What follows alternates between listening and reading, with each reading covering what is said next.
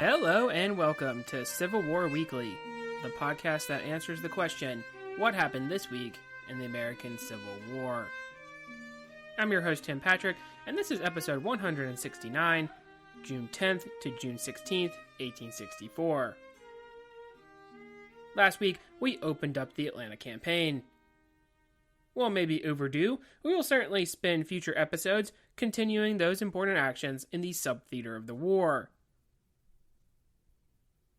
I do find it sort of fitting, though, as the focus even in contemporary times was in the East, quote-unquote there, compared to other areas. Rest assured, we will return. This week, we need to talk about the second largest cavalry engagement of the war, and maybe a battle some of you have not heard of in Trevilian Station. We also need to briefly check in on what David Hunter is doing in the Shenandoah Valley, as that will have an effect on our story next week. Before we do that, though, we need to circle back and see what Forrest is up to and fight the battle of Brice's Crossroads. Before we get into Brice's Crossroads here, though, I do want to talk a little bit about some Patreon content, and should be posting shortly. Our picture slideshow for Cold Harbor might include some bonus pictures of additional areas in which we will talk about in terms of the Overland campaign and then on to Petersburg. So, Cold Harbor is one of my favorites, and obviously it's a great place to visit, but if you want to take a look at what that site has to offer, I will be doing the picture slideshow on the Patreon, and then we will be going back to the well in July. We have to do, since we're getting the crater here, one of the more famous events of the Petersburg campaign, one of the more well-known movies, I should say, in connection to the crater would be Cold Mountain, so not exactly, kind of like The Beguiled in a sense of it's sort of a story that is set in the Civil War, but we will try to pick apart some historical accuracy points for you. And of course, that sequence in the beginning of the movie with the Battle of the Crater will be what we'll focus on mostly. So that will be coming in July. If either of those things sounds like it would be interesting to you, or any of our memoir reviews, there is a link in the show description, and those proceeds do go toward the general upkeep of the show. They are greatly appreciated. So while last week we have Sherman advancing deeper into Georgia, his supply lines, as we alluded to, were pretty thin. Now, I did not know the guy personally, but Sherman is not really too scared of a lot of things, it seems. One of them, though, is Nathan Bedford Forrest. Specifically, it would be Forrest and his ability to maybe slip into Tennessee and disrupt his supply lines. Sherman, if you recall, already had to deal with Forrest being a pest in previous campaigning, notably recently in the Meridian campaign. If you recall the Battle of Okolona, Forrest defeats Sooy Smith and his cavalry, which was supposed to act in concert with Sherman's infantry. Given that most recent experience, Sherman is going to turn to Samuel Sturgis, who will set out from Memphis with almost 5,000 infantry and 3,000 cavalry to take out Forrest and hopefully neutralize this threat. Officially, Sturgis would destroy railroads and also try to eliminate any kind of enemy forces he encountered. This was sort of going to be a mission to take out one guy, though. Or, at the very least, if he's not going to eliminate Forrest, he is going to attract his attention in the theater in which he is operating in, and that's going to keep him out of Tennessee, so Sherman is going to chalk that up as a win, because then his supply lines will be protected. The expedition would set out on June 1st, and by the 10th, they would make contact with Forrest. The rebels would actually have a jump on intelligence. Even though Forrest is caught without the entirety of his command, he does know where the Union column is and has the element of surprise. If he acts aggressively, he can hit them at a place called Brice's Crossroads and protect the route to the railroad. By this point, they were fairly low on supplies, and some of the infantry would cite this as a problem for the battle. The Confederates, on the other hand, were well fed. Remember, we've talked before about how if you are in a region, say you're a guerrilla, or if you are even regular army, if you're in a region that's home to you, you're getting that home cooking, and obviously that's going to go well toward morale. Regardless, Benjamin Grierson would make contact and request for infantry support. Forrest, true to character, would attack, probably to mask his numbers. By making it seem like he has more men and trying to take the initiative, he is able to win the race between his reinforcement and the enemy bringing in their infantry. Forrest was aware that having to defeat the cavalry would be important. If the large amount of infantry reaches the field, his outnumbered command would be toast. Sensing the time was near, he would order a charge. His cavalry would launch attacks on both extreme flanks and advance his artillery to close range with the infantry. In the climactic moment of the battle, he would include all his men in a charge, including the cannon, with double-shotted canister. Remember, we've talked before about how Forrest uses his artillery in unorthodox ways, and he's a super big fan of providing close fire support, so having the artillery be very close to infantry is something that he likes to do, and obviously, if you're using canister, it can be very effective, and also kind of a morale buster for your enemy, right? If they are seeing artillery moving closer and closer, you're probably not going to want to stand there for very much longer. The infantry, on the other hand, is going to double time for 6 miles and run the last mile to get to the field, which is going to be a problem.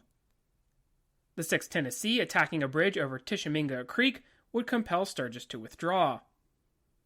Clark Bartow would have the single regiment come in behind the Federals, and then would have a variety of bugle calls, making it seem like there were more men than he actually had. 2 regiments of United States colored troops would secure the retreat, but around 3,000 troopers of Forrest had won a pretty decisive victory. 2,600 Union troops would become casualties, including 1,600 captured, at the cost of around 500 rebels. With Sturgis moving back to Memphis, Forrest would again secure the area and build on his legend. I've seen it pointed out that while Sturgis has something to be desired in terms of his performance in the field, the campaign does have the desired effect of keeping Forrest in Mississippi. He's still going to want to be protecting that valuable Delta region. And as mentioned, that means he is not moving into northern Georgia. He's not in Tennessee. And if you are Joseph Johnson, that's going to be super frustrating because you're going to suggest that. If you're John Bell Hood, as we will talk about later in the Atlanta campaign, he's also going to suggest something very similar. Joe Wheeler is going to try, but it's not going to bring the same, say, gravitas that Forrest would in that situation, at least I think. So in that regard, the Brice's Crossroads campaign is going to be sort of a Pyrrhic victory for the Union. It's been a while since we talked about the Confederate cavalry in the East. Certainly, although they have been busy, we have mentioned them at such places as Yellow Tavern and Hawes Shop, but before we fight the second largest cavalry action of the war, we need to recap just a little. The big elephant in the room was that Jeb Stuart was dead. His passing left a large hole in the rebel horsemen, and who has to take his place was a real issue. Robert E. Lee was yet to name a successor, but to be fair to him, he's pretty busy with the Overland campaign, and he's also been sick, so that's probably not as high a priority. But if you look at it, he really has 2 options. One would be his nephew, Fitzhugh Lee, and the other is going to be Wade Hampton, both very capable officers. Hampton had bumped heads with Lee before, but he had done good service, especially following his recovery from the pretty serious wound that he receives at Gettysburg. The cavalry had been organized into 3 divisions, with Hampton over one, Fitzhugh over another, and Rooney Lee over the third. Hampton had Galbraith Butler commanding the rookie South Carolinians, Pierce Young, who we mentioned in actions after Gettysburg but before the Wilderness, and Thomas Rosser with the Laurel Brigade. During this campaign, Young would not be present, instead his brigade being commanded by Colonel Gilbert Wright. Butler will go on to become a senator from South Carolina and a general in the Spanish-American War. Fitzhugh would have an all-Virginia division, with brigades from Lunsford Lomax and Williams Wickham. Wickham will go on to be a Republican and do much work in the building up of the Norfolk shipyards in Virginia. Rooney's going to have Chambliss, and Gordon's North Carolinians. The campaigning, though, had been very hard. The mounted wing was no longer what it used to be, much like the rest of the Army of Northern Virginia, really a shadow of its former self. Many of the commanders had informal company queues, which were dismounted companies of men waiting to get their fresh horses. The Confederate government, remember, did not issue horses, but left it up to the troopers to find them. Serving essentially as infantry, these men were not as useful to the other cavalry commands. This would be a sharp contrast to the Union cavalry, which would be issued their mounts. In fact, there would be a depot outside of Washington at Geesboro, near modern-day Congress Heights, and then would house many horses, as many as 30,000. While unfortunately many horses died, there were some who were sent there to recover and return to service. Additionally, the arming of Union commands with Spencers would prove very important. By the summer of 1864, 16 regiments in Sheridan's command would be armed with the repeating weapons, and they had proved extremely effective on the field so far. Sheridan was also proving to be quite the aggressive commander. While he certainly tended to exaggerate, his style was far different from, say, Alf Pleasanton, and therefore more fitting with what Grant wanted. He's going to have a division under Torbert that includes brigades from Custer, Devon, and Merritt, all names we've heard before. A division under David McMurtry Gray would have Henry E. Davies and his cousin John Irving Gregg. So in all, there were very capable cavalry commanders serving under Sheridan. As Grant was making his decisions following Cold Harbor, he would decide to send Sheridan toward Charlottesville. From there, he can link up with Hunter, who will not make the rendezvous, just spoiler alert. We will talk about that later in the episode, but by this time, the Union Army in the Valley had defeated what the Confederates were able to scratch up, and were pressing on toward their objective of Lynchburg. But the destruction of the railroad would be key to the Union commander, and with Sheridan's added weight, maybe Hunter would not be destroyed. It was, in fact, assumed that the rebels would send a large army to deal with Hunter. June 7th would be the beginning of the raid, preparations being made by Sheridan in the days leading up. He would push off after a pontoon had been laid across the Pamunkey River with 6,000 cavalrymen. His pace would be slow, though, and his column was spotted as it headed out east. A Union trooper would describe the raid. There is nothing particularly exciting or delightful in thumping along at a trot in a cavalry column. The clouds of dust, sent up by thousands of hoofbeats, fill the eyes, nose, and air passages, give external surfaces a uniform, dirty gray color, and form such an impenetrable veil that for many minutes together you cannot see even your hand before you. Apparently, just at the point of impending suffocation, a gentle sigh of wind makes a rift, and a free breath is inspired. Dust and horsehairs penetrate everywhere, working under the clothing to the skin, and fixed by the sweat. The sensation is as though one was covered by a creeping mass of insects. Accumulations occur in the pockets, the rations come in for their full share, and with the bacon, particularly so thoroughly do dirt and horsehairs become incorporated that no process of cleansing can remove them. But there is a better appetizer than horseback jolting, and little squeamishness with genuine hunger. A hunk of dirty raw bacon with hardtack on campaign, and partaken with keener relish and enjoyment than a good square meal when engaged in less arduous duty. So there you go. If you were thinking, what would you want to do in the Civil War?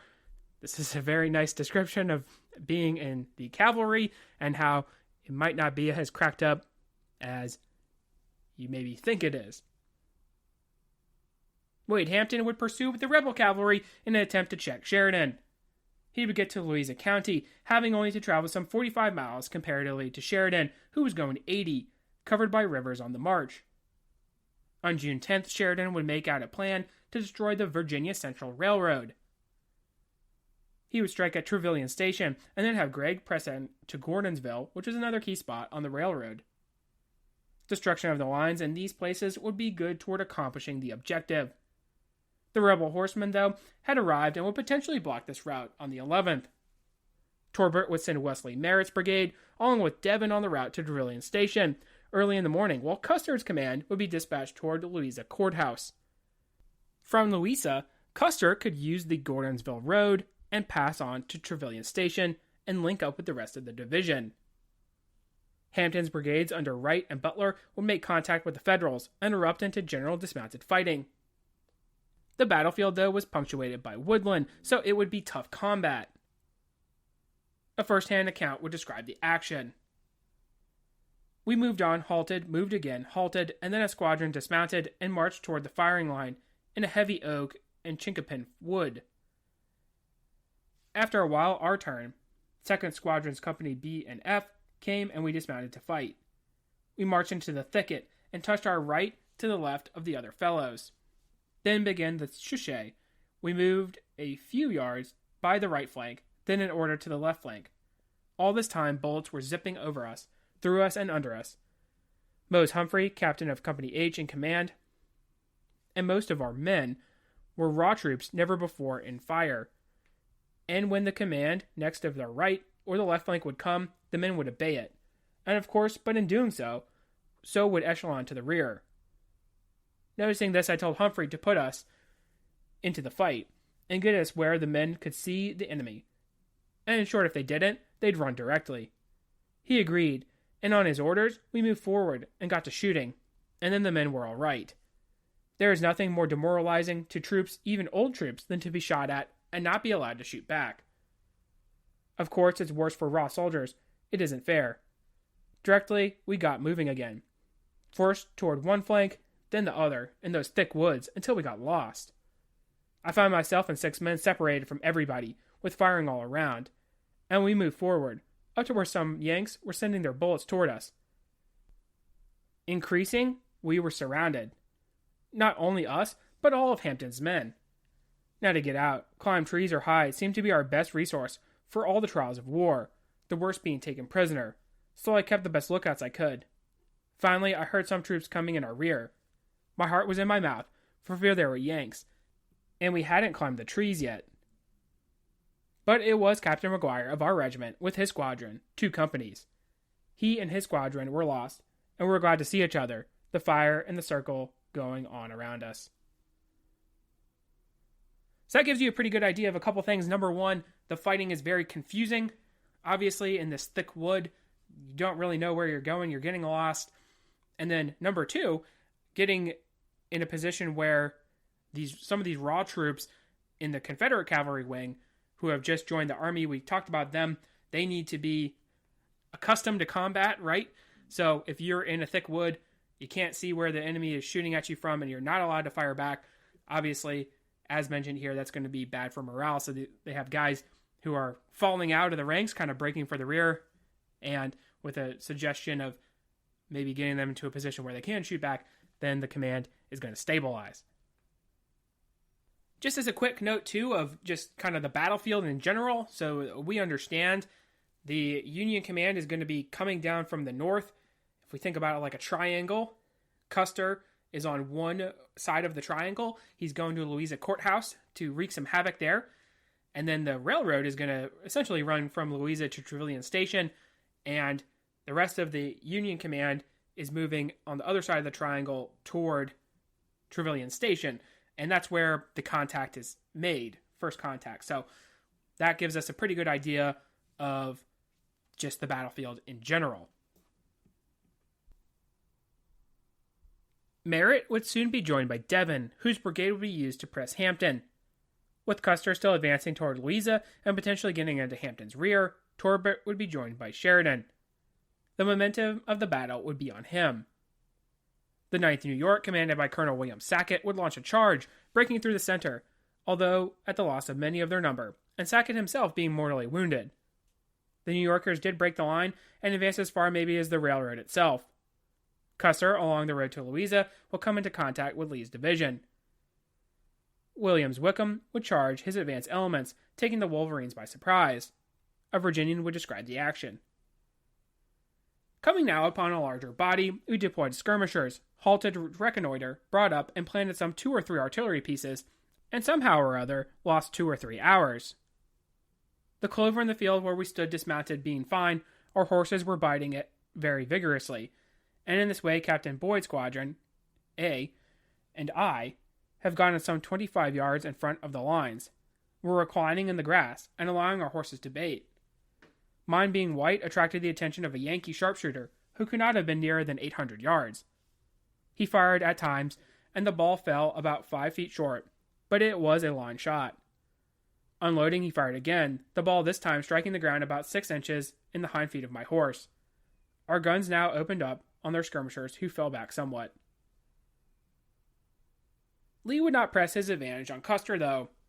Instead, the Michigan Brigade was allowed to take another road and pass into the rear of Hampton, capturing his baggage and horses. There would be some confusion, with James Kidd actually briefly being captured by Confederates. Kidd actually recounts this in his memoir, which we reviewed on the Patreon. Custer would then face what some people call his first final stand. Rosser's brigade would press on him, and elements from Butler and Wright would turn on him. Additionally, Lomax's brigade would be moving from Louisa, so literally they would be hit from all sides. With Rosser aggressively smashing into Custer, the young general would have his flag bearer shot next to him. Hampton will also lead a charge in the desperate nature of the fighting. Lomax would recapture the items taken by Custer in the process, the Wolverines being in a really sticky situation. They had formed a kind of perimeter, and fortunately, if you recall, had 2 regiments armed with Spencers and a battery of artillery. Torbert was then able to make contact with the embattled Custer, and thus would push Merritt and Devon with added weight from Irving Gregg's command. Henry Davies would also press on Fitzhugh Lee to try to relieve the pressure. Wright and Butler's commands were by this point fairly spent, and thus would withdraw. The last action of the first day would be Custer attempting to retake some of his baggage, which he was able to do, albeit smaller in quantity. As June 11th closed, the Federals were in fact possession of Trevilian Station. But both sides had suffered heavy casualties in the fight, and the divisions of Hampton and Fitzhugh were still in the area. The night was recorded as being cold and rainy. Because of the heavily wooded terrain, many commands were still very well scattered. Many, like Kidd, had been captured or escaped and recaptured. Mounts especially were all over the place. Hampton decided that he would pull south of the railroad and dig in. His works were recorded as being worthy of the infantry. June 12th would see Sheridan going about destroying the Virginia Central, having gained that ground. But Custer would advance south of the railroad and run into enemy works, sparking some heavy skirmishing. The fire would intensify, as attested to a description by a Confederate. Soon after Baggs left us, our adjutant, G. Pond, came over to see how we were getting along. He had no arms, but his pistol, and I told him to go back, that we did not need him. He knelt down behind our little breastwork made of rails, in just the same place Baggs had occupied. I told him he had better get away from there, or that fellow, the Union marksman, would get him. Our pile was a space between the main pile of rails and the rails on the top. The adjutant rested his head against the top rail and looked through the opening for a minute or two when a ball came along. I cut a piece out of the top rail, almost touching his head. I again told him to get away, but had hardly said so when another cut another piece of the same rail, just a little closer to his head. He then decided I was right and left. A few minutes later, Leonard Sims, a man about the same age and size of Baggs from East Point, Georgia, moved into his place. In a few minutes, a ball struck him between the collarbone and the neck. We saw that he was done for, but did what we could for him. The 4 of us took him and carried him back to the chimney of the kitchen, and there gave him water, and did what we could for him. Merritt would be dispatched to join Custer, but the boy general was already of the opinion that the works could not be taken, and thus would have to be turned. Fitzhugh Lee had combined with Hampton's command, so there was added strength to the defensive line. Wickham's command would plug the gap in the flank and take heavy casualties in the process. Lomax's brigade would then move across the railroad and be in a position to flank the Federal line, and while they were able to hit Devon, the Federals responded fairly well. The firefight, which included artillery dueling, had lasted for some time. Sheridan thought it better to withdraw. His command was running low on ammunition, and reportedly rebel infantry would arrive at Gordonsville to protect it. The cavalry would move out to rejoin the Army of the Potomac as a result. Hampton had done a good job in stopping Sheridan, and at the very least, expending his supplies and ammunition, to the point his raid was no longer feasible. Casualties for Trevilian Station would be 1,500, many captured for the Union troops compared to 803 rebels. A pretty good victory for a force so outnumbered and at a supply disadvantage. Hampton would trail Sheridan back toward White House Landing, where there would be more action, which we will cover in a future episode. Trevilian Station is a very big morale booster for the Confederates, especially in their cavalry, right? They had success early in the war, and then they had kind of fallen off. The Federals had caught up with them in terms of having that cavalry be an effective fighting force. Now they are able to regain some of that former glory by turning away Sheridan.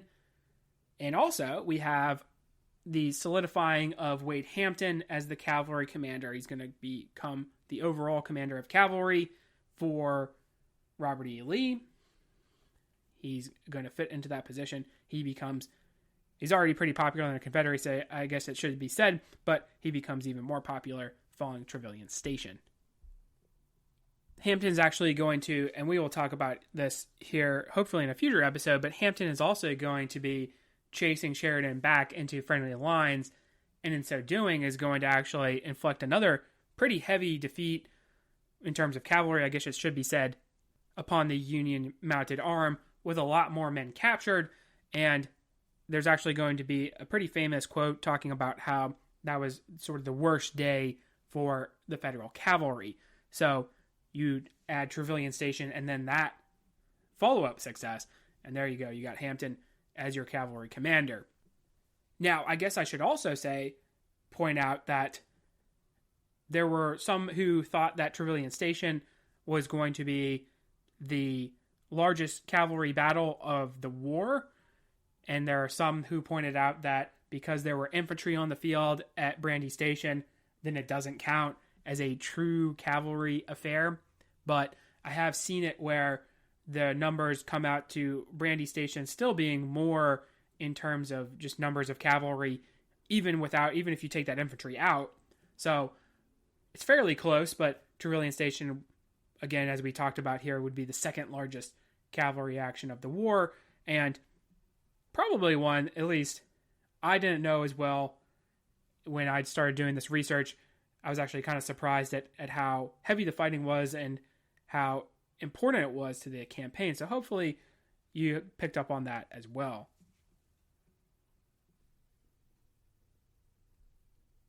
To conclude the episode, we will talk about David Hunter and his operations in the Shenandoah. At the conclusion of the Battle of Newmarket, we talked about how Hunter was placed at the head of the Union forces, the same army with replacements who had been defeated. But after Newmarket, Breckinridge, with his small command, had been shifted to reinforce the Army of Northern Virginia. This really only left John M. Bowdoin and his cavalry, which would be hard-pressed to stop Hunter as he moved forward once again. Lee would tap on William Grumble Jones, exiled from his disagreements with Stuart, and commanding the southwest of Virginia, to try to stop him. He would cobble together a couple thousand men to slow down the enemy as they moved on Stanton. June 5th, 1864 would see action at a place called Piedmont. Julius Stahel's cavalry made contact with advanced elements of the Confederates, who fell back. Jones was determined to stand and fight with his artillery and 2 infantry brigades, which we should point out including some convalescents. So with that, he is actually able to put together this army of, shall we say, Sunday fair weather soldiers, individuals who have been wounded. So he is able to put a couple of thousand men on paper. This would also include the cavalry, mostly cavalry really, some from Tennessee that he's able to pull in. However, at this point, the individuals in the army that David Hunter is commanding, they're going to be veteran troops, right? Some of them have seen combat in at least New Market, right? So it's going to be a hard task for, even if you're able to put together a couple thousand men, to stop the Union advance. David Strother, who was super critical of Sigel during the New Market campaign, and he wasn't really alone in that, would write about the Confederate positions, which were fairly strong. The enemy's position was strong and well chosen. It was on a concave of a wooded hill commanding an open valley between and open, gentle slopes in front. On our right, in advance of the village of Piedmont, was a line of log and rail defenses very advantageously located in the edge of a forest, and just behind the rise of a smooth open hill, so that troops moving over this hill could be mowed down by musketry from the works at short range, and to prevent artillery from being used against them. The left flank of this palisade rested on a steep and impracticable bluff 60 feet high and washed at its base by the Shenandoah Middle River. Sullivan's infantry would advance, though, pressing Imboden's cavalry with brigades under Moore and Thoburn. Moore would be repulsed initially in his attempts, as with Thoburn, but Jones was in a precarious position. August Moore would be reinforced with a handful of regiments and press on the flank again. To counter this, a unit would be shifted to meet him. This would give the Union a large hole to exploit. Confederates would hold against Moore and then counterattack, but this would prove to be ineffectual. With Stahel getting into the action and the other flank breaking, the Confederates would be split into two. Grumble Jones would ride forward in a desperate effort. He would be shot in the head and die instantly, the rebel retreat turning into a rout. Federal cavalry would capture some 1,000 rebels, a desperate rearguard action the only thing to save the remaining forces. The Union troops, however, had lost some 900 men in the effort, although they had gained Stanton. From Stanton, Hunter was going to move on to Lynchburg. Really, his objective was going to try to link up with Phil Sheridan. We know that severing the railroad was a high priority for Grant, but Hunter would set his eyes on that key city.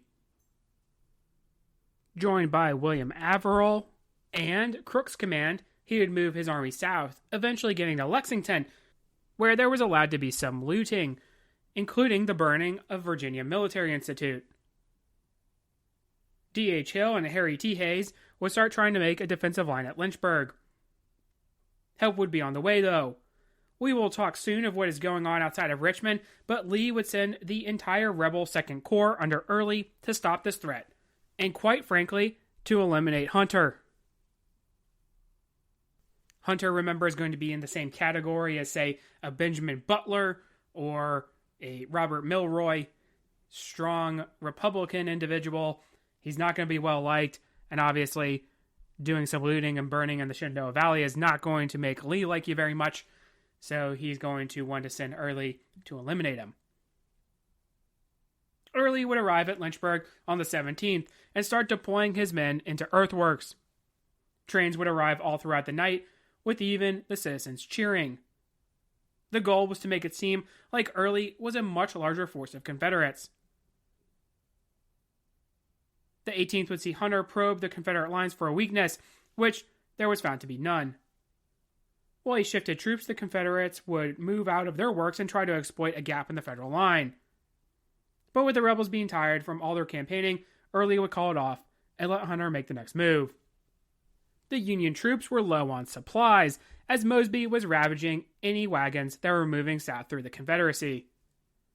Hunter would withdraw from Lynchburg, with each side suffering a couple hundred casualties. From there, he would move back into West Virginia.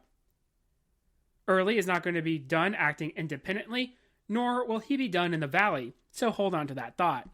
We will rejoin his story in a few weeks' time. So we can bring this episode to a close. This week we fought the second largest cavalry action in the Civil War at Trevilian Station. Sheridan is going to be thrown back by Hampton, and the ailing Confederate cavalry wing will have a kind of last hurrah of sorts. We also had Forrest showing his continued dominance in his neck of the woods. The Union Army has marched through the Shenandoah Valley, but Jubal Early has checked them at Lynchburg, allowing for them to make some moves to try to secure the breadbasket. So if you think about it, Sheridan and Hunter uniting somewhat would have been an interesting concept. But if you already have Early in the vicinity, and then Hampton's not just going to go back to Richmond if Sheridan likes up, that's going to be an interesting stage. And perhaps, really, in my opinion, you're going to have the same outcome, right? Hunter might be able to go back into the valley. He might be able to rejoin Grant's army with Sheridan. But really, I don't think that a whole lot would have come up of that union. Next week, we will turn back to the main stage. We will see the aftermath of Cold Harbor, and then move on to the endgame for Lee and Grant in Petersburg. If you like what you hear, please make sure to leave a review. Posted in the description should be a link to the website as well as Patreon information. Support for the general upkeep of the show is greatly appreciated. Feedback's always welcome. Questions, comments, concerns. The email is cwweeklypod@gmail.com. Thank you all so much for listening, and have a great week.